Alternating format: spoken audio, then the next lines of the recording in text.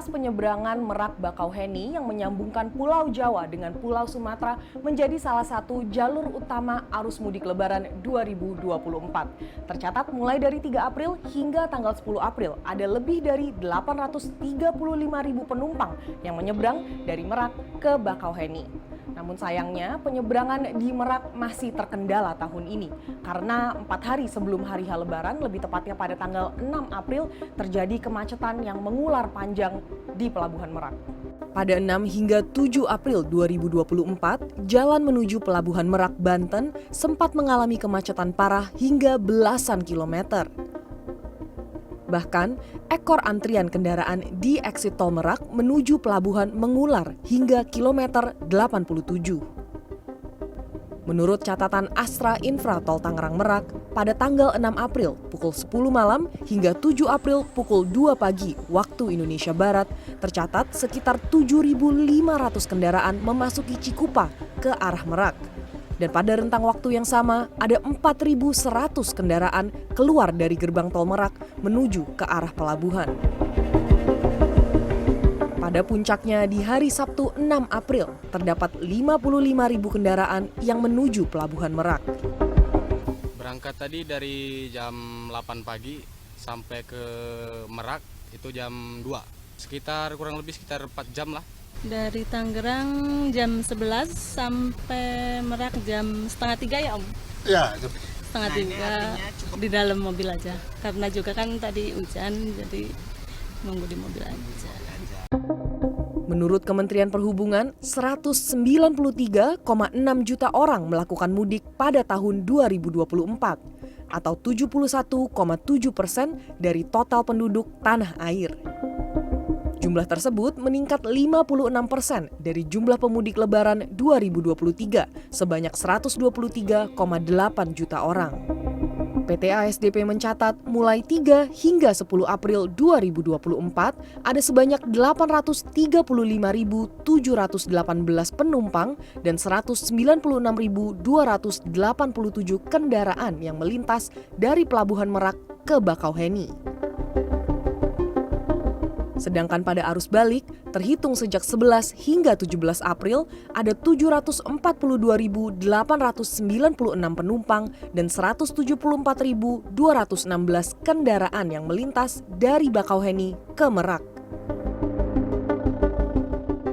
Dalam konferensi pers Selasa 16 April, Direktur Utama PT ASDP Ira Puspadewi mengatakan penyebab utama kemacetan adalah penumpukan ribuan penumpang yang datang ke pelabuhan tidak sesuai jadwal tiket.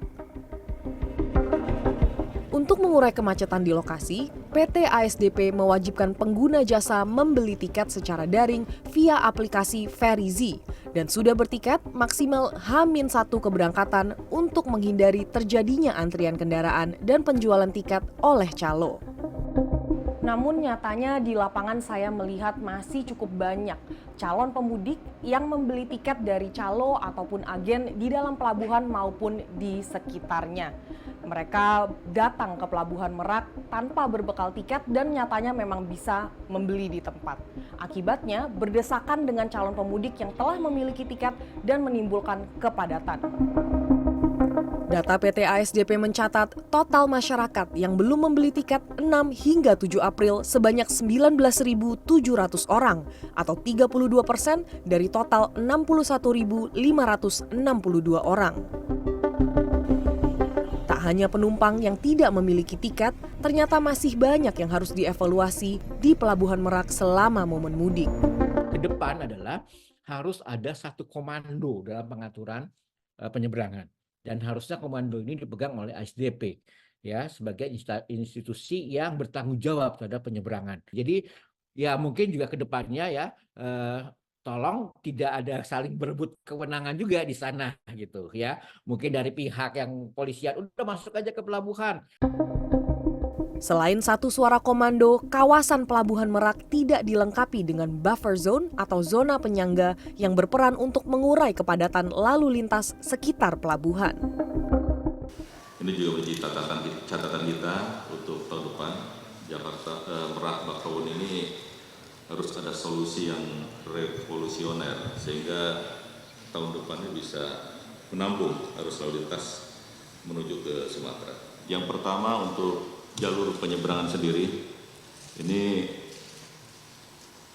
perlu adanya buffer zone yang bisa menampung kendaraan lebih banyak, Pak Menteri. Karena kalau hanya mengandalkan rest area 43 dan 68, ini buffer zone tersebut tidak bisa kita maksimalkan karena arus lalu lintas di sana juga masih ada arus lalu lintas campuran lokal yang ke Cilegon maupun ke Serang. Jadi mungkin di tahun depan ini harus sudah terrealisasi buffer zone di kilometer 97 ataupun di mana, sehingga kita bisa mengatur arus masuk ke Pelabuhan Merak ini. Menariknya, kemacetan di arus keberangkatan tak terlihat pada arus balik. Menteri Perhubungan Budi Karya Sumadi menilai sistem penyeberangan selama arus mudik dan arus balik Lebaran di Pelabuhan Bakauheni lebih baik dibandingkan Pelabuhan Merak. Yang dari Bakauheni atau dari Lampung dengan Merak itu relatif lebih terfasilitasi dengan bagus. Ada jalan tol, ada parking yang besar, ada beberapa rest area. Bahkan Pak Kapolda sudah membuat rencana plan hijau, plan yellow dan red. Saya pikir apa yang direncanakan ini secara tidak langsung memberikan jawaban bahwa perencanaan yang akan dilakukan pada mudik ini jauh lebih bagus dari apa yang dilaksanakan di Merak. Apalagi dengan adanya 2 hari WFH. Menhub Budi Karya Sumadi berencana untuk memetakan kembali titik-titik yang menjadi lokasi paling menantang pada mudik tahun ini. Salah satunya adalah Pelabuhan Merak. Pada kesimpulannya, banyak yang bisa dipelajari dari arus mudik lintas Pulau Jawa, Sumatera tahun ini. Penataan infrastruktur dan pengetatan kebijakan menjadi hal-hal yang harus diperhatikan pemerintah agar layanan mudik di tahun 2025 bisa lebih baik lagi. Karmel Mursalim, Wahyu Ramadan, Jakarta.